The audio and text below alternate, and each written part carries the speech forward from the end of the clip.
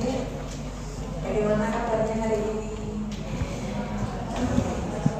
Ya, semoga lebih semangat dan tidak untuk gitu ya hari ini. Hari ini ketemu kembali dengan saya, cuma jamnya beda sama yang kemarin. Karena sama-sama aja siang gitu ya. Nah, hari ini lanjutan yang kemarin, topiknya adalah dinding torak sama diafragmentasi, bagian dari sistem respirasi. Ini adalah gambaran dari toraks. Kita ini sudah ini ya.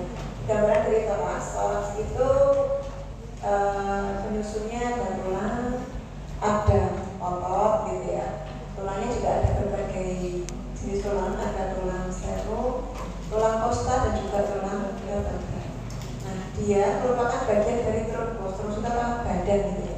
Dia ada pintu atas dan juga pintu bawah. Pintu atas itu yang ini, apertura thoracis superior, yang bawah yang ini, yang ada diafragmanya, apertura thoracis yang inferior. Karakteristiknya agak berbeda. Kalau yang inferior itu diafragmanya tertutup rapat gitu ya. Ada ada otot dan juga satu perineum yang dia rapat di sini. Paling beberapa bagian yang bolong untuk tempat lewatnya organ penting. Tapi kalau yang bagian atas dia terbuka.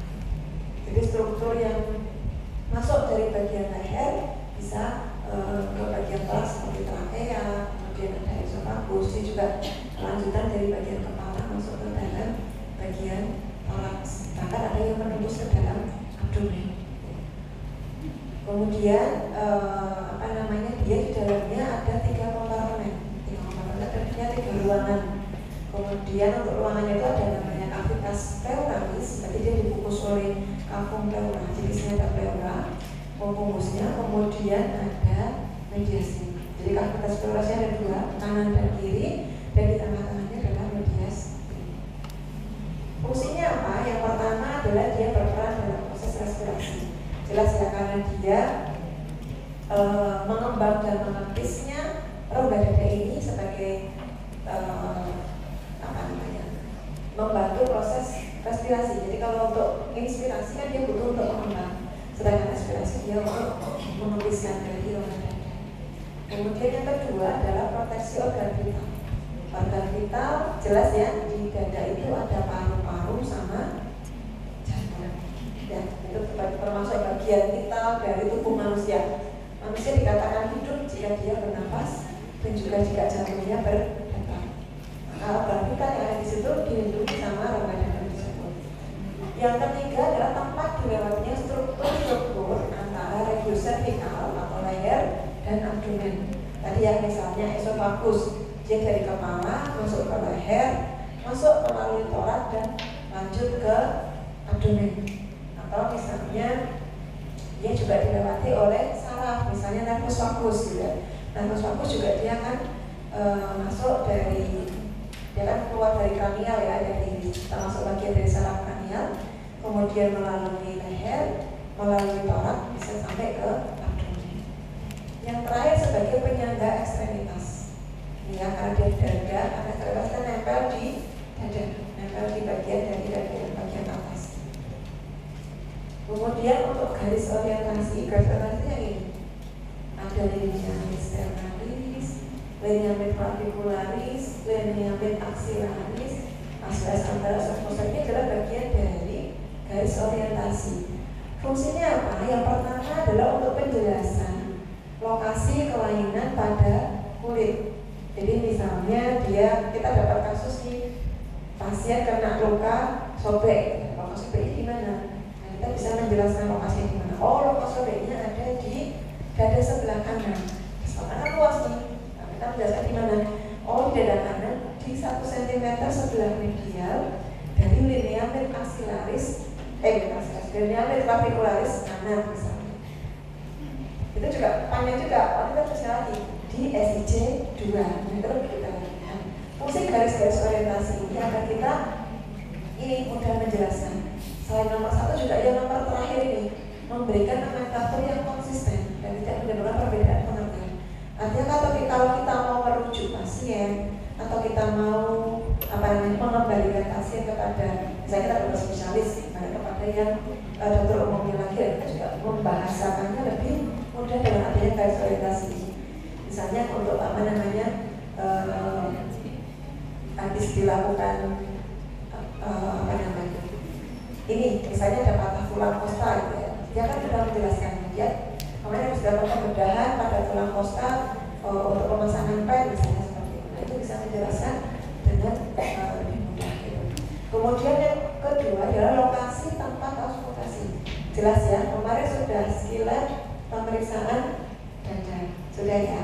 Itu kita akan di mana sih lokasi untuk mendengarkan dengan jelas bunyi jantung 2. Nah, kita dengan adanya garis orientasi ini kan sudah menjelaskan di SIC 2 linea sternalis, dextra sama sinistra. Nah, kita jadi bisa menjelaskan kalau kita nggak ada garis orientasi kan bilang di sebelah kanan, dada kanan atau sebelah dada kiri. Nah, itu kan luas, kita akan sulit mencari titik yang pas. Nah, dengan ada garis orientasi ini kita bisa menentukan lokasinya dengan tepat.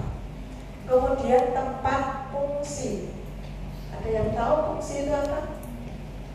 Nggak tahu. Ada yang tahu fungsi?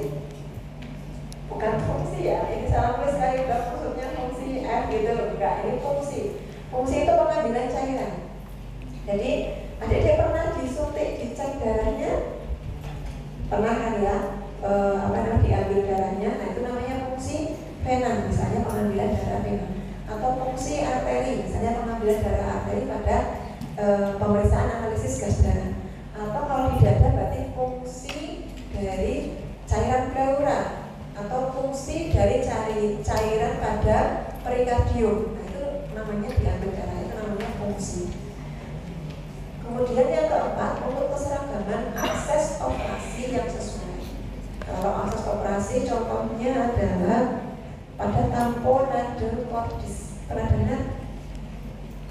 Tamponade cordis. Tamponade cordis itu oleh jantung kemarin sudah belum ya? Sudah. Pembungkus jantung itu namanya apa? Pembungkus jantung, kalau pembungkus paru kan pleura, pembungkus jantung namanya perikardium. Perikardium sama kayak pleura juga, dia ada ruangannya juga. Kamu perikardium. Nah, normalnya seperti pada pleura juga di sana ada cairan tapi sedikit untuk pelumas gerakan jantung untuk berdetak atau berdenyut gitu ya. Nah, pada satu kasus misalnya dia terjadi benturan ataupun dia misalnya berkelahi kemudian dihantam dadanya mengakibatkan ada perdarahan yang bocor misalnya dari beberapa sinus koronariusnya dia pecah gitu, maka dia akan keluar darah. Darahnya akan terkumpul di dalam kantung perikardium. Kira-kira apa efeknya? Efeknya tempat denyut dari jantungnya semakin luas atau semakin sempit? Semakin sempit, dia akan sulit untuk berdenyut, sulit untuk berdetak, sehingga dia akan menjadi sesak rasanya karena dia nggak bisa mengalirkan darah dengan lancar ke seluruh tubuh. Dia rasanya dadanya rasanya berat gitu ya. Itu karena ada perdarahan pada perikardium. Nah, maka perlu diambil darahnya supaya cairan perikardium ini berkurang darahnya sehingga jantungnya bisa berdetak dengan normal lagi. Nah, di mana sih letak mengambilnya? Nah, biar seragam, maka dengan adanya garis orientasi ini, maka kita bisa menentukan di mana sih saya harus menaruh jarumnya untuk mengambil darah pada kantung perikardium. Misalnya, saya lupa untuk letaknya di mana. Misalnya ya di kampung pada linea sternalis yang sebelah kiri di SIC 5, misalnya seperti itu. Nah, coba kita ambil masukkan darahnya di situ, kemudian kita kita tarik untuk mengambil darah yang ada di sana.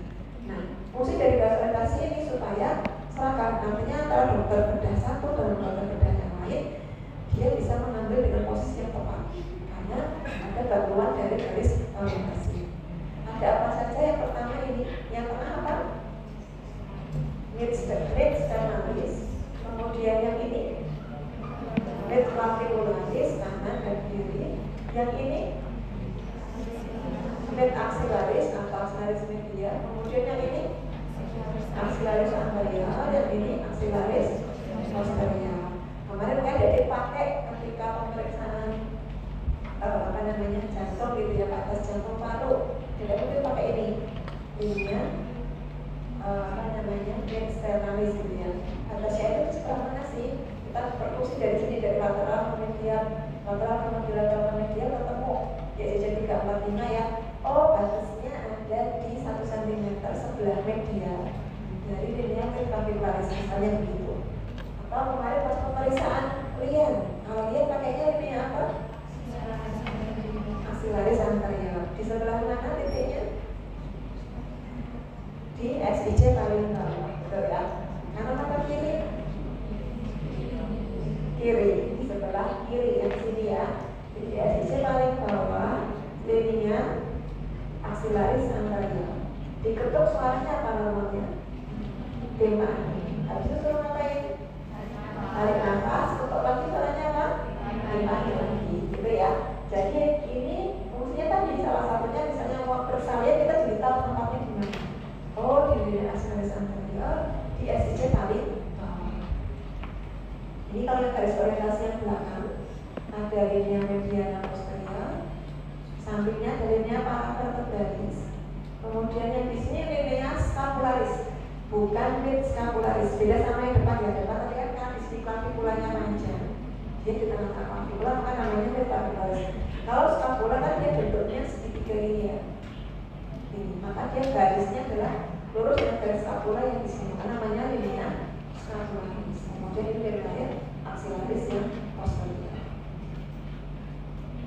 Nah ini untuk dinding torak itu yang susunan tulangnya ada 3 tulang tadi ya, ada sternum, ada costa, dan juga ada vertebra. Vertebranya ada berapa? Ada berapa vertebra torakal? Ada 12 vertebra torakal. Maka otomatis costanya juga ada 12 pasang, gitu ya. Kemudian ada articulatio costo-vertebralis antara costa dengan vertebra dan diskus intervertebralis yang ini. Kemudian yang depan antara costa dengan sternum. Sternumnya ini bagian ini namanya apa? Manubrium sterni, yang ini corpus sterni, yang ini processus symphysis. Nah kalau ini kemarin sudah stensian ya. Coba mungkin salah satu bisa bantu jelasin untuk gambar ini. Aku nggak bisa jauh-jauh, nanti yang depan bisa menjelaskan. Macam itu bisa dipakai nggak? Coba ya.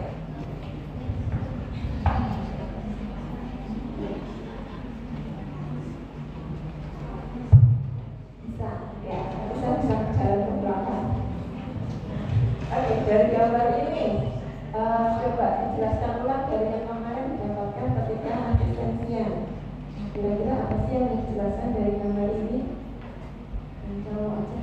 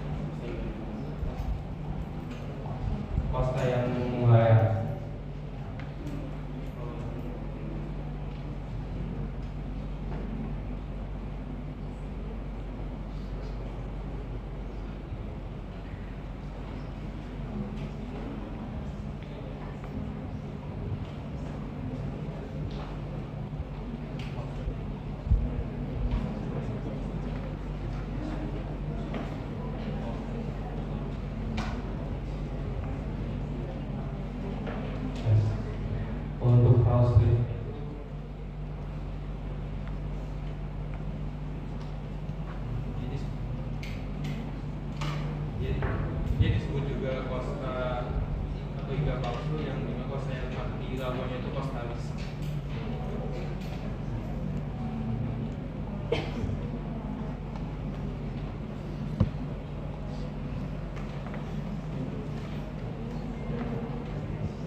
Setahu saya dari Oke, berarti tadi dijelaskan sama Fatul ada Trulips atau Costa Vera tadi ya. Ada Costa Vera itu Costa berapa sampai berapa? 1 sampai 7. Kemudian ada Falstrip. Falstrip itu adalah Costa yang ke 8 sampai ke 12. Kira-kira kenapa disebutkan sebagai Trulips dan Falstrip? Ya, karena dia hubungannya sama sternum. Trulips itu adalah costa yang dia berhubungan dengan sternum langsung melalui laku kostanya. Kalau yang falstrip, dia yang tidak berhubungan secara langsung ataupun tidak berhubungan sama sekali. Jadi yang trulips itu 1 sampai 7, dia itu berhubungan dengan sternum melalui laku kostanya. Untuk yang 8, 9, dan 10 dia berhubungan dengan sternum tetapi melalui cartilago costa yang ke-7. Jadi cartilago costa ke-7 ditumpangi juga oleh costa 8, 9, dan 10 untuk berhubungan dengan sternum. Adapun yang floating rib atau costa fluctuantes itu adalah costa yang melayang yang tidak berhubungan dengan sternum sama sekali. Oke, terima kasih Fatul. Ya, berikutnya kita masuk ke lapisan-lapisan penyusun dinding torak. Yang pertama adalah lapisan permukaan. Dia ada kulit, jaringan lemak subkutanea, dan juga payudara. Kemudian lapisan kedua adalah otot dada dan ekstremitas superior. Lapisan ketiga adalah otot dinding dada, yaitu sternum, costae, dan juga musculus intercostalis sebagai ototnya, dan juga tadi ya tulang-tulangnya.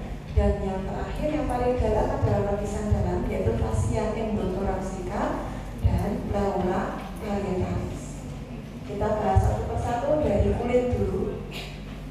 Kulit ini dia akan berhubungan erat dengan membrana stemming.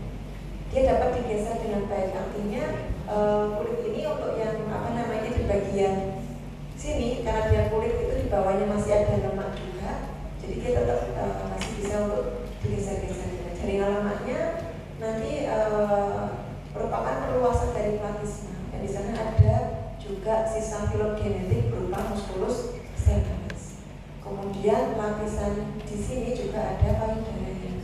Untuk payudara ini berbeda ya untuk yang laki-laki dan perempuan, karena memang secara fungsionalnya juga beda. Kalau yang perempuan di sana banyak lemaknya dan juga jaringan kelenjar payudaranya untuk proses menyusui. Kemudian untuk vaskularisasi dari kulit itu ada arteri thoracica interna pada ramus perforates, ada rami cutani lateralis, arteri intercostalis posterior, kemudian ada arteri thoracica lateralis dan arteri thoraco-dorsalis. Ini untuk yang arteri. Untuk yang venanya dia menyertai arteri-arteri ini. Kemudian menuju ke vena thoracoepigastrica. Dan selanjutnya bermuara ke vena axillaris. Kemudian untuk inervasinya dia berasal dari nervus supraclavicularis di C3 sampai C4 dari plexus cervicalis. Jadi dari organ-organ ini saraf spinal yang pada bagian segmen cervical di cervical 3 sampai cervical yang ke-4. Kemudian lapisan yang kedua adalah lapisan otot dada dan ekstremitas superior. Ada musculus subclavius, musculus pectoralis major, pectoralis minor, dan serratus anterior. Ini sudah dibahas ketika membahas musculus skeletal pada topik ekstremitas superior dan juga otot dada itu ya. Kemudian yang ketiga adalah dinding dada. Ototnya itu tadi kan dinding dada ada penyusunnya, ada sternum, ada costa. Nah, ada otot di antara di sekitarnya, yaitu musculus intercostalis externus, musculus intercostalis internus, musculus intercostalis intimus, musculus subcostalis, musculus transversus thoracis, musculus serratus posterior superior, dan musculus serratus posterior inferior. Nah, di antara semua otot ini fungsinya ada yang untuk inspirasi dan ada yang untuk ekspirasi. Kalau yang eksternus untuk apa? Inspirasi. Kalau yang transversus thoracis,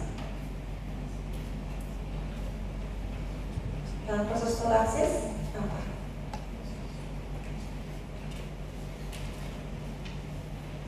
Nanti di bagian belakang ada sekali yang transversus thoracis, dia untuk ekspirasi.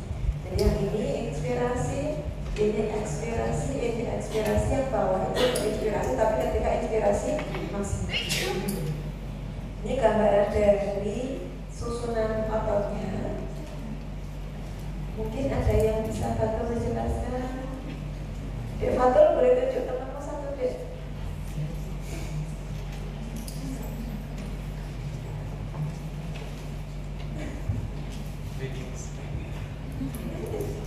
Mic-nya boleh diserahkan. Bisa nggak mic-nya diserahkan?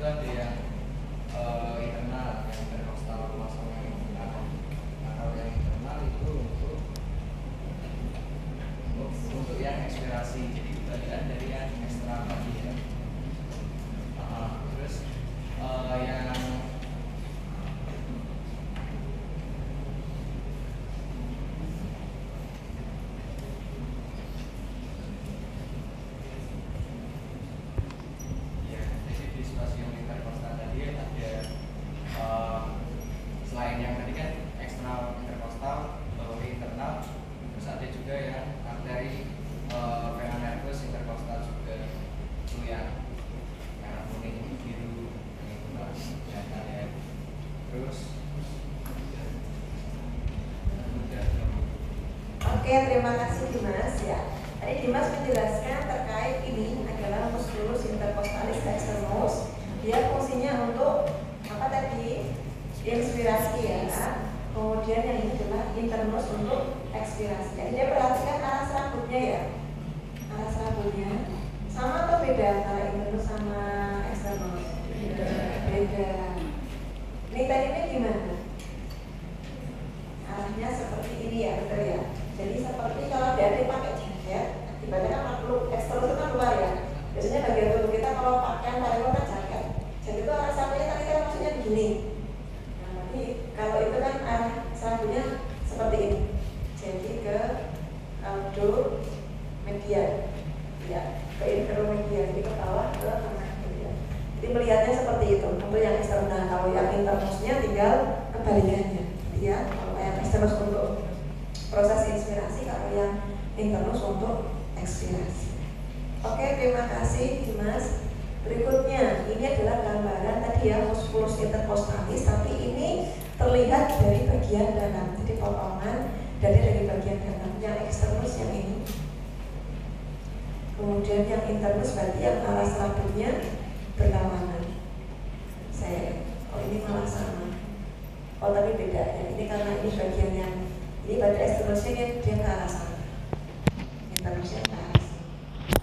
Ini yang bagian belakang. Jadi memang agak berbeda dengan yang tadi bagian depannya.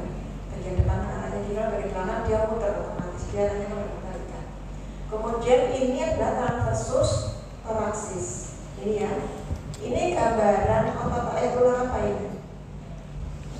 Sternum ya, sternum. Jadi dia adalah gambaran bagian dada depan, tapi dari bagian sisi yang dalam. Ini fungsinya untuk apa? Transversus thoracis. Inspirasi atau ekspirasi? Ekspirasi. Jadi dia untuk mengecilkan rongga dada. Karena ini kan dia ke kosta gitu, dia kan ditarik ke tengah gitu. Kalau pasien kita tarik ke tengah gitu, rongga dadanya menjadi mengecil. Ini masih sama, transversus thoracis, dua lagi di sini. Yang ini adalah subcostalis. Ini juga sama untuk proses ekspirasi. Jadi kalau inspirasi kan dia kostanya naik, kalau ekspirasi kostanya dia ditarik ke bawah, jadi kostanya justru turun. Ini 100 posterior superior, ini 100 posterior inferior. Dia fungsinya untuk inspirasi, tapi ketika inspirasi dalam, maka dia akan melibatkan ini. Kemudian yang ini adalah levator costal. Karena sesuai namanya levator berarti dia mengangkat costal. Jadi dia untuk fungsi inspirasi. Yang ini adalah scalenus. Scalenus itu dia mengangkat kosta atas dan kosta yang satu dan kosta dua. Jadi mengangkat dua kosta teratas untuk yang musculus scalenus. Ini gambaran dari oligonya, insersionya dan fungsinya. Jadi yang inspirasinya musculus intercostalis externus. Jadi dia inspirasi, dia oligonya di kristal kostal. Kemudian insersionya di tepi dalam dari kostal yang ada di bawah. Kemudian yang inspirasi lagi adalah 100 posterior superior dan 100 posterior inferior. Yang lainnya intercostalis internus, intimus, subposterior thoracis dia untuk ekspirasi. Itu lapisan yang ketiga. Kemudian lapisan yang keempat adalah lapis dalam dinding dada. Di sana ada fascia endothoracica dan ada pleura parietalis. Fascia endothoracica ini adalah fascia yang ada di dalam dada, di bagian dalam, sehingga dia akan keluar, dia akan berhubungan dengan di bagian luarnya, berhubungan dengan periosteoposte di bagian tulang kosta yang paling luar, namanya periosteo. Dia akan nempel di situ, berhubungan dengan fascia endothoracica. Kemudian yang pada bagian otot dia akan berhubungan dengan fascia thoracica interna. Itu yang bagian luar dari fascia endothoracica. Adapun bagian dalamnya, di sisi yang bagian dalam, dia akan berhubungan dengan pleura parietalis. Nanti pada bagian cupula pleura, pada bagian atasnya, fascia endothoracica ini akan disebut juga sebagai fascia Simpson, atau istilah lainnya membrana suprapleuralis atau diafragma cervicothoracalis. Kenapa namanya diafragma cervicothoracalis? Karena dia membatasi antara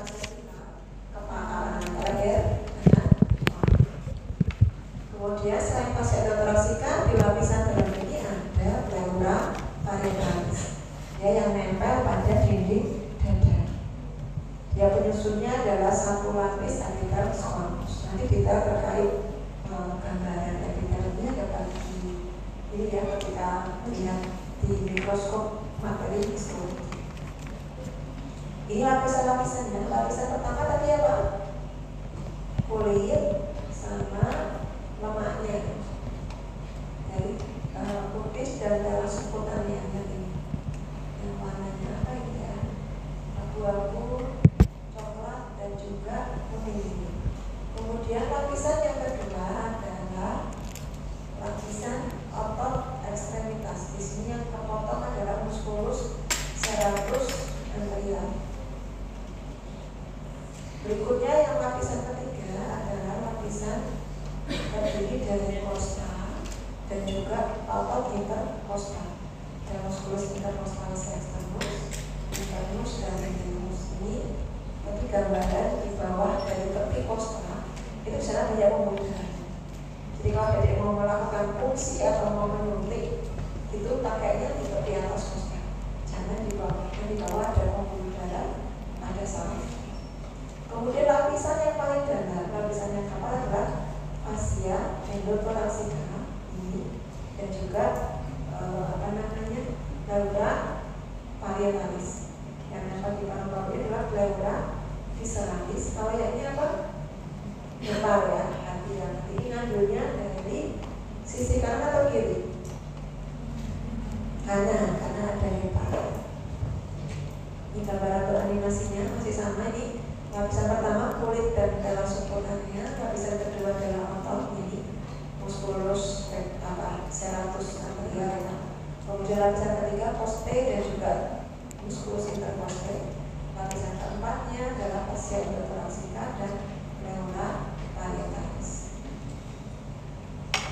Nah, neurovaskularisasinya dia berasal dari arteri intercostalis posterior dan arteri intercostalis anterior. Untuk yang intercostalis posterior itu dua teratas itu berasal dari arteri subclavian. Sedangkan yang 3 sampai 11 itu dari aorta thoracica. Kemudian untuk yang bagian depan itu dari arteri intercostalis anterior itu merupakan arteri thoracica interna. Kemudian yang pada bagian bawahnya arteri musculofenica, dia juga cabang dari arteri thoracica interna. Arteri thoracica interna ini dia juga cabang dari arteri subclavian. Jadi yang menguasai daerah dada ini adalah yang arteri subclavian. Kemudian untuk venanya dia melintas bersama arteri yang tadi ya, ada arteri, vena dan juga nervus di intercostalis. Di tepi atas atau tepi bawah dari costa? Tepi bawah costa. Nanti ke arah ventral dia akan menuju ke vena thoracica interna, dan ke arah dorsal menuju vena azygos, vena hemiazygos dan vena hemiazygos accessoris. Untuk limfatikanya dia akan bermuara ke ductus thoraxicus untuk yang bagian belakang. Untuk yang bagian depan adalah nodus lymphoidei parasternalis. Inervasinya berasal dari rami ventralis nervus spinalis yang torakal. Jadi yang nervus spinalis kan ada macam-macam ya sesuai dengan segmen dari vertebranya. Dari segmen vertebral torakal akan menginervasi di daerah dada tadi. Namanya nervus intercostalis. Ini gambarannya. Yang ada pembuluh darah, arteri dan vena juga ada saraf. Berikutnya adalah diafragma. Diafragma yang seperti adik lihat ini ya, dia gambarannya adalah ada muskulusnya, ada tendonnya. Jadi ada muskulotendinosa, dia bentuknya seperti kubah. Jadi bagian tengahnya penyusunnya adalah tendon. Jadi jaringan ikat yang dia tentunya akan lebih lebih tetap bentuknya, tidak berubah-ubah, dan yang bagian tepinya dia bentuknya adalah penyusunnya adalah otot sehingga dia bisa berkontraksi dan relaksasi. Untuk jalan serabut ototnya dia radial, jadi dari mana ke tepi ini seperti ini ya, menuju ke sentrum tadi. Kemudian untuk berdasarkan letak origonya dia ada 3 bagian, yaitu pars lumbalis, berarti dia nempel di vertebra lumbal. Kemudian ada pars costalis, dia nempel di atus costa, dan juga tulang rawan dari 37 sampai 12. Dan ada pars sternalis, berarti di processus sigmoideus posterior. Yang pars lumbalis dia itu yang bagian kanan dengan bagian kiri itu ternyata beda panjangnya. Yang pars dextrum atau yang bagian kanan itu lebih panjang dan lebih lebar. Nah, di sana ada hepar. Dia mulai dari vertebra lumbal 1 sampai lumbal 4. Yang pars sinistrum yang kiri itu lebih kecil dan juga lebih pendek. Dia dari vertebra lumbal 1 sampai lumbal 2. Bangunan penting apa sih yang ada di sana? Yang pertama adalah hiatus esophagus. Sesuai nama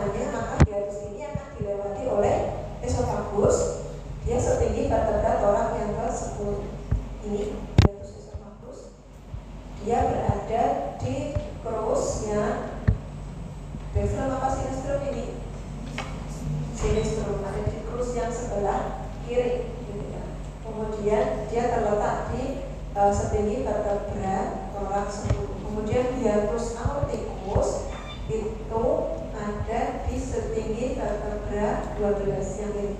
Dia di dekat vertebra dan di sebelah belakang dari megamentum aquatum medialum ini. Setinggi vertebra toraks 12. Kemudian tadi setelah ini ada bagian namanya centrum tendinium di bagian tengah ya. Nanti di bagian sebelah kanan dari garis tengah terdapat foramen vena cava. Yang ini ya, foramen vena cava ada di sebelah kanan, tapi mepet di belah. Kemudian pada posisi pernapasan kanan, centrum tendinium ini akan terproyeksi pada batas antara korpus dengan posisi podium. Jadi ketika nafas biasa itu dia setinggi ini apa namanya diafragmanya antara posisi podium dengan sternum. Nah, centrum tendinium ini pada sisi torak dia akan menyatu dengan perikardium. Jadi pada torak yang bagian kiri terutama yang akan jatuhnya di sebelah kiri. Sedangkan pada sisi abdomen terutama yang bagian kanan karena yang berada di kanan dia akan menyatu dengan area muda dan tinggal. Ini untuk hubungan dan posisi diafragmanya, dia ketika ekspirasi maksimal, ya, ekspirasi maksimal ini hembuskan nafas maksimal, dia setinggi kosta 4 atau dari belakang berarti vertebra torak yang ke 8. Sedangkan pada saat ekspirasi maksimal itu setinggi kosta ke 6 atau vertebra torak yang ke 11. Jadi kemarin pas sekilas itu ngecek tanjakan diafragma, tuh ya. Nah itu kan ngecek diafragma setinggi apa sih? Nah ini menjadi ukuran. Jadi kalau pas ngeceknya kita kondisi normal dulu. Normal tadi kalau di depan dia setinggi proses itu diaskopik diafragmanya berarti antara ini antara 8 dan 11. Nanti kalau ekspirasi maksimal dia turun sampai ke torak 12, kalau dia ekspirasi maksimal dari torak 8, kalau inspirasi maksimal sampai ke torak yang ke-11. Nah, pemahaman ini penting untuk adik-adik nanti ketika membaca foto ronsen torak. Apakah ronsen ini menggambarkan dengan baik atau tidak? Apakah pasien bisa ekspirasi maksimal atau tidak? Jadi kalau gambaran torak yang bagus itu ketika dia bisa ekspirasi maksimal ketika diambil gambarnya. Nah itu gimana jatuhnya? Dia akan memotong kosta yang ke-6 bagian bawahnya. Atau kalau dari perhitungan belakang berarti kosta yang ke-11 atau vertebra torak yang ke-11.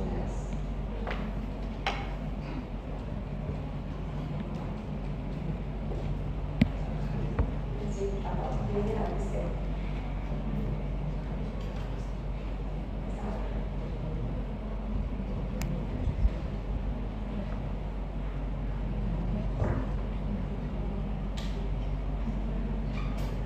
Ini masih lanjut lagi ya untuk beberapa bangunan penting.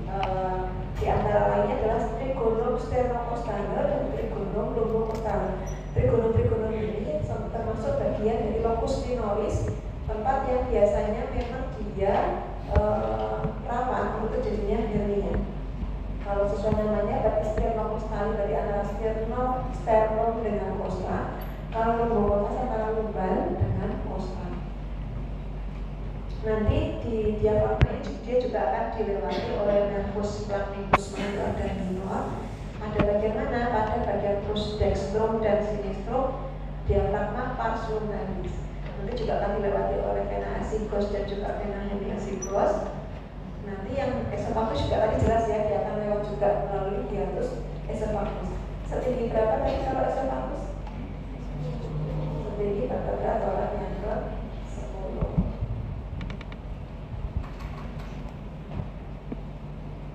Ini ya gambaran dari diafragma. Mungkin yang bisa bantu jelasin biasa kita juga ngomong. Dimas, tunjuk temanmu deh.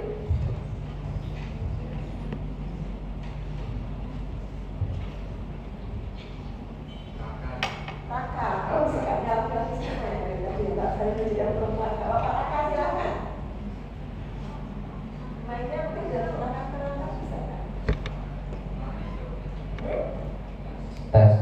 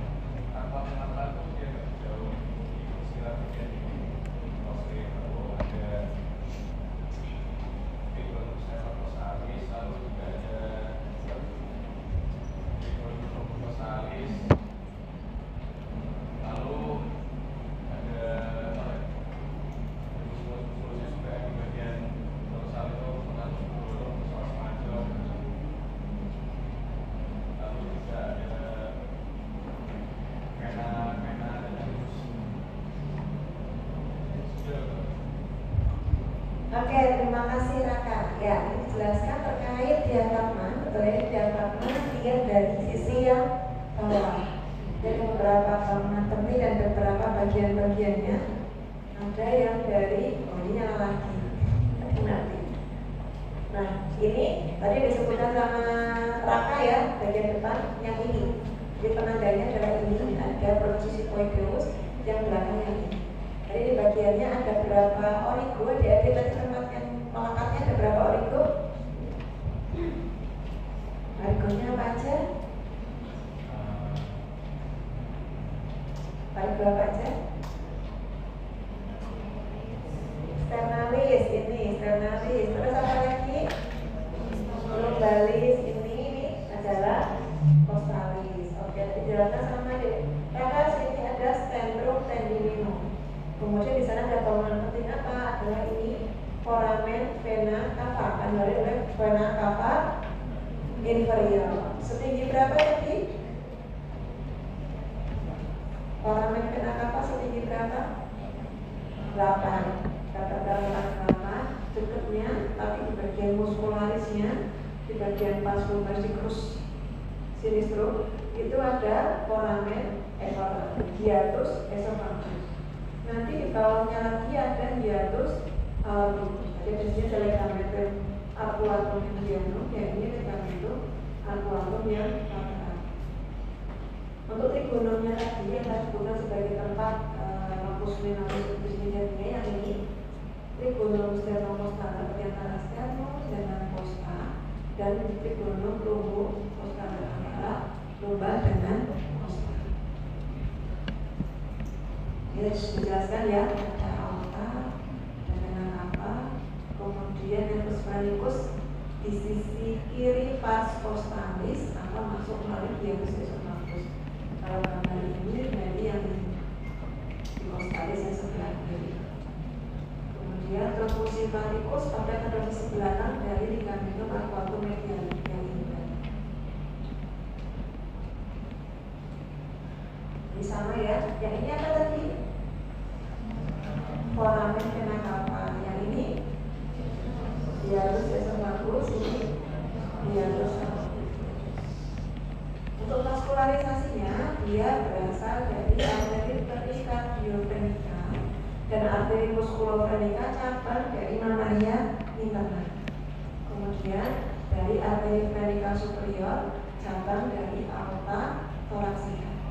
Untuk yang sebelah bawahnya itu dari arteri venica inferior cabang dari aorta abdominalis. Jadi beda ya antara atas dan bawah. Sama-sama dari aorta, tapi beda namanya. Sebenarnya sama sih, dia satu saluran gitu ya dari aorta, cuma karena dia yang satunya di atas.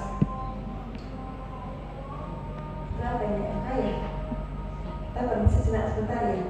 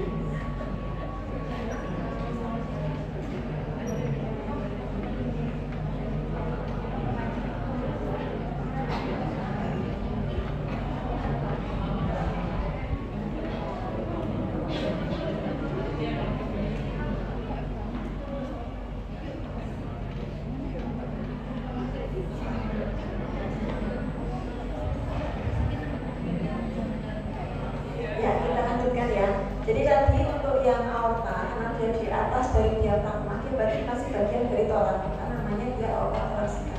Sedangkan yang dia di bawah diafragma, berarti dia sudah masuk abdomen, maka namanya aorta abdominalis. Nah, untuk venanya dia melalui vena cranica superior dan inferior. Yang superior akan menuju ke vena asikos dan vena hemiasikos, yang inferior akan langsung menuju ke vena cava inferior. Untuk pembuluh limfatiknya, dia akan menuju ke pembuluh limfatik yang lebih pleura dan juga peritoneum. Untuk persarafannya, dia berasal dari nervus magneti segmen C3 sampai C5 plexus cervicalis. Jadi bukan dari torak tapi dari cervicalis. Nah, pada saat pernapasan itu ada dua hal yang berperan, yaitu kafum toraknya itu turun ke bawah dan juga ke depan. Kalau yang ke bawah itu berarti postur diafragma, peran utamanya pada kontraksi dari diafragma. Jadi diafragmanya berkontraksi sehingga menjadi mendatar dan turun, sehingga kontraknya menjadi luas. Kalau yang sternokostalis dari kostanya itu diangkat sehingga sternum sama kosta di atas sehingga menjadi luas ke depan. Maka ketika dia rongga dadanya meluas, berarti tekanan udaranya akan naik atau turun? Naik atau turun? Turun, ya. Di tekanan udara itu ketika di tempat yang luas dia akan turun. Sementara udara akan mengalir dari tekanan tinggi ke tekanan rendah, sehingga ketika dia inspirasi, rongga dadanya meluas, tekanan udaranya turun, maka udara akan masuk. Sedangkan kalau ekspirasi berarti rongga dadanya menyempit, kemudian udara akan ke dalam. Ini otot-ototnya berperan, adanya inspirasi dan ekspirasi. Kalau inspirasi tadi pertamanya kepada diafragma, kemudian intercostalis externus, intercartilagineus, sama scalera. Intercartilagineus itu sebenarnya sama dengan intercostalis externus, cuma bedanya berarti dia yang ada di dekat dengan sternum. Nah, tadi antara costa dengan sternum dihubungkan oleh cartilago. Nah, antara cartilago itu maka namanya musculus intercartilagineus. Ada yang menamakan seperti itu, tapi ada juga yang menamakan menggabungkan dengan intercostalis externus itu. Kemudian scalenus tadi mengangkat apa? Costa teratas, dua costa yang teratas. Kemudian untuk otot tambahannya ada sternocleidomastoideus, serratus posterior superior dan inferior, kemudian pectoralis major, pectoralis minor, sama serratus anterior. Ini akan berfungsi ketika diminta inspirasi maksimal. Kalau nafas biasa yang berperan kebanyakan yang ini.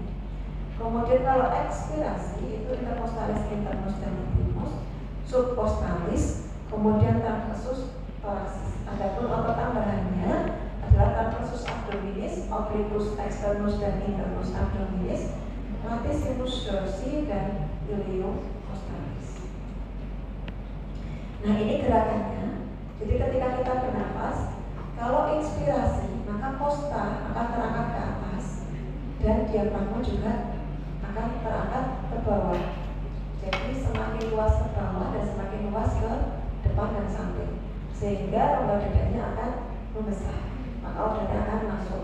Apa otot yang bekerja? Ini musculus intercostalis externus, kemudian musculus scalenus. Kalau nafas dalam dibantu juga sama sternocleidomastoideus juga. Kemudian kalau yang ekspirasi yang gambar sini, jadi kostanya turun ke bawah, diafragmanya naik ke atas, sehingga semakin sempit maka udara terdorong keluar. Itu yang bekerja intercostalis internus, kemudian ada sini transversus thoracis, subcostalis, dan juga dibantu sama ketika nafas dalam ada obliquus internus dan externus, sama transversus abdominis dan tadi ya ada latissimus dorsi dan iliocostalis. Jadi gambarannya kalau inspirasi dia kostanya naik, kalau ekspirasi turun. Seperti gerakan dagang ender ini. Jadi kalau ekspirasi lebih naik, ekspirasi dia. Ini gambaran setinggi vertebra torak 4 5. Di diskus vertebra torak 4 dan 5 itu kalau ditarik ke depan itu setinggi dengan amolus ludovici atau amolus tertalis. Berarti setinggi dengan costa yang kedua, atau di belakang ini ada percabangan dari trakea, jadi bronchus primaris dexter dan bronchus primaris yang sinister.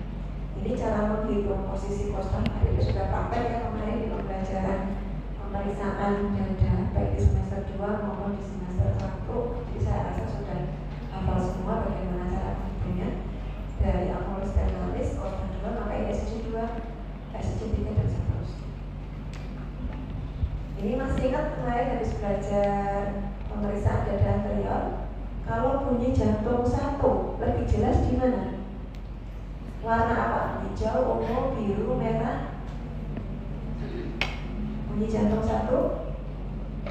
di warna mana? Di warna hijau. Lihat hijau sama ungu. Ini katup apa? Katup tricuspid dan juga katup ventricular. Ini proyeksinya. Kalau bunyi jantung 2 itu lebih keras di sini. Di SIC 2 linea sternalis dextra itu aorta dan linea sternalis sinistra untuk pulmonalis. Tapi meskipun di sini lebih keras, tetap dia kalah dibandingkan suara bunyi jantung 1. Jadi meskipun dengarnya di sini tetap aja suaranya lebih keras itu adalah bunyi jantung 1. Cuman lebih jelas suara bunyi jantung 2 dibandingkan rekan di sini. Di sini lebih jelas. Ini yang saya sebutkan tadi, ketika inspirasi maksimal, maka diafragma di mana tadi? Masih ingat?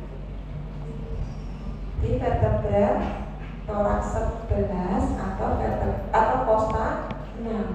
Jadi foto ini bisa dibaca bahwa dia bagus, pasien ini bisa inspirasi maksimal. Ada di costa 1, 2, 3, 4, 5, 6. Jadi dia memotong costa yang ke-6. Atau kalau dari sisi belakang bisa dihitung ini 1, 2, 3, 4, ini 5, 7, 8, 9, 10, 11. Jadi dia memotong di costa yang ke-11. Kok costa apa? Vertebra sebenarnya di sini kan.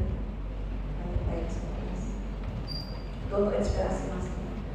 Nah, materi terakhir terkait mediastinum. Mediastinum ini adalah ruangan di antara cavitas pleuralis. Dibagi menjadi 2 ruang utama, yaitu mediastinum superior dan mediastinum inferior. Yang superior itu berarti yang di atas dari batasnya adalah ini, garis imajiner antara akumulus terminalis dengan diskus intervertebralis antara vertebra torak 4 dan torak 5. Jadi yang atas biru ini adalah superior, yang bawah adalah inferior. Nanti yang bawah dibagi lagi menjadi 3, yaitu mediastinum anterior. Ini di depan dari perikardium, di belakang dari sternum, kemudian mediastinum medium di dalam perikardium, kemudian mediastinum posterior ada di belakang dari perikardium sampai ke vertebra. Ini yang superior dulu. Jadi yang batasnya sudah jelas ya. Kalau yang atas berarti bidang konflik dari costa 1, batas bawahnya adalah garis imajiner antara akumulus terminalis dengan diskus intervertebralis vertebra torak yang ke-4 dan ke-5. Isinya apa aja? Yang pertama adalah timus, kemudian ada trakea, kemudian ada esofagus, dan juga pembuluh utama jantung. Di sana ada arcus aorta, truncus pulmonalis, vena pulmonalis yang di sana juga. Kemudian nodus lymphoideus mediastinalis dan pembuluh limfatik, sama terakhir adalah sistem saraf otonom. Ada truncus simpaticus, nervus vagus, sama laryngeus recurrens. Kemudian untuk yang mediastinum anterior antara perikardium dengan posterior dari sternum. Isinya apa? Timus, sisa timus ya, kemudian nodus lymphaticus, lemak dan jaringan. Kemudian mediastinum medius, berarti yang di tengah, dia berada di dalam kavum perikardium. Dia ada kavitas pleura di antara kavitas pleura dextra dan sinistra, tetapi di dalam kamu perikardium dan kor. Perikardium itu sendiri, kemudian nervus vagus, kemudian pangkal dari aorta, arteria dan juga vena pulmonalis, kemudian vena cava, vena azygos dan truncus precatus. Yang terakhir adalah mediastinum posterior. Dia terletak di belakang dari perikardium di antara pleura mediastinalis. Di antara pleura yang bagian mediastinum ya, dengan perikardium. vagus, ada aorta thoracica, vena azygos, vena hernia azygos, kemudian ada ductus thoracicus, nervus vagus, sama truncus hepaticus. Jadi pembagiannya tadi ya, ada inferior dan ada superior. Oke, mungkin cukup sampai di sini. Ada yang mau tanyakan dulu?